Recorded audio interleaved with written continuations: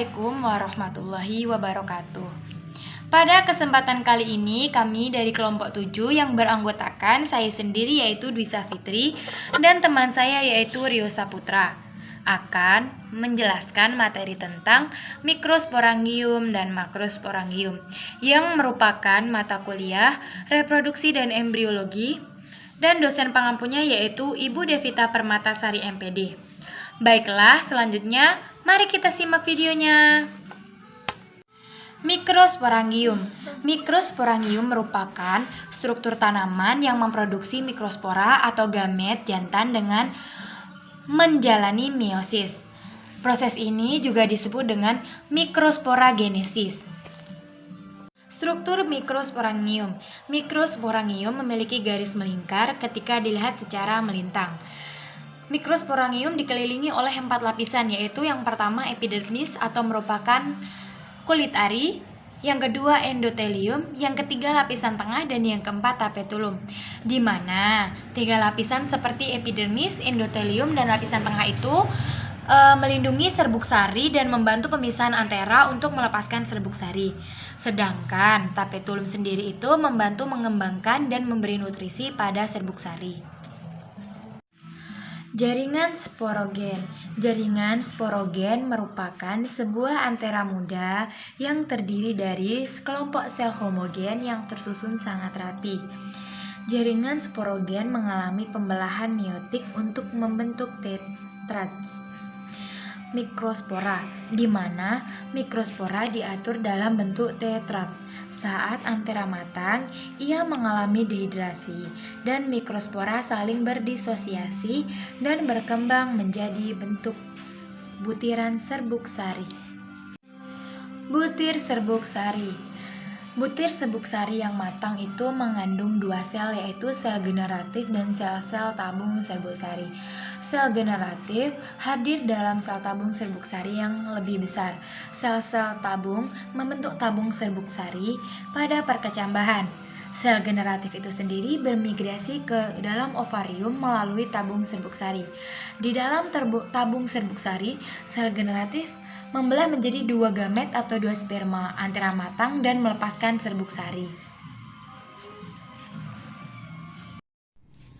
Makrospongarium. Makrospongarium atau megaspongarium adalah struktur yang menghasilkan megaspora pada tanaman.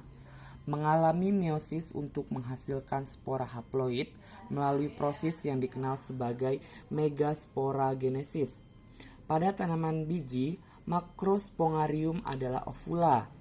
Ovula biasanya berada di dalam ovarium yang merupakan bagian dasar dari benang sari bunga. Struktur ovula itu ada 3 struktur. Yang pertama adalah integumen, adalah lapisan terluar dari ovula. Yang kedua adalah nukleus, adalah massa sel bagian dalam ovula terdiri dari sel haploid, sporofit. Ini mengalami fungsi normal makrospongarium. Sel induk megaspongare di tengah nukleus mengalami sporagenesis melalui meiosis. Salah satu dari 4 sel yang menghasilkan dapat berkembang menjadi megaspore atau makrospongarium. Ini disebut kantung embrio dalam angiospermae dan berkembang menjadi megametofit atau gamet betina. Selanjutnya persamaan mikrospongarium dan makrospongarium.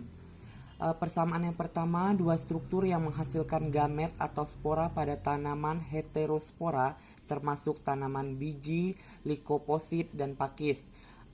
Kesamaan kedua adalah sporangiogenesis terjadi di dalam spora haploid atau gamet yang diproduksi oleh meiosis. Adapun perbedaan dari mikrospongarium dan makrospongarium, yang pertama itu secara definisi, itu adalah yang secara definisi mikrospongarium mengacu pada spongarium yang hanya mengembangkan mikrosporanya, sedangkan pada makrospongarium mengacu pada spongarium yang hanya mengembangkan megasporanya saja. Yaitu perbedaan yang kedua adalah jenis gamet atau sporanya. Kalau Microspongarium menghasilkan gamet jantan atau mikrospora, sedangkan pada Macrospongarium menghasilkan gamet atau megaspora betina. Perbedaan yang ketiga pada tanaman berbunga. Kalau Microspongarium disebut antena, kalau Macrospongarium disebut dengan ovula pada tanaman berbunga. Perbedaan selanjutnya itu secara ukuran. Pada Microspongarium itu menghasilkan gamet kecil yang kadang motil, sedangkan pada Megaspongarium atau Macrospongarium menghasilkan gamet bulat besar atau spora. Perbedaan utama antara Megaspongarium dan Microspongarium adalah yang biasanya itu terlihat tampak itu adalah jenis gamet atau spora yang diproduksi oleh masing-masing jenis spongarium.